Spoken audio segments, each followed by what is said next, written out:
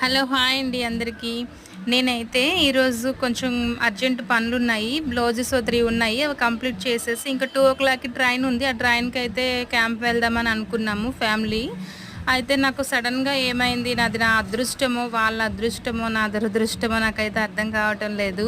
అయితే ఈ కస్టమర్ వచ్చేసి ఆన్‌లైన్‌లో లంగా ఓణి అనేది బుక్ చేసుకున్నారు.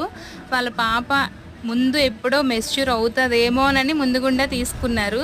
నాకైతే ఇచ్చి 2 డేస్ మాత్రమే అయిందండి. ఈరోజు థర్డ్ డే ఇది. అయితే ముందు కుట్టేసి ఉంచమ్మా, ఎప్పుడు మెచ్యూర్ అవుతదో తెలీదు కదా అని చెప్పైతే అన్నారు. ఇంక సరే అని చెప్పి తీసి పక్కన పెట్టుకున్నాను. ఇంక ఈ బ్లౌజెస్ అయితే కంప్లీట్ చేసేసాను. తినేసి ఇంకా క్యాంప్ బయలుదేరడమే అని అనుకున్నాను.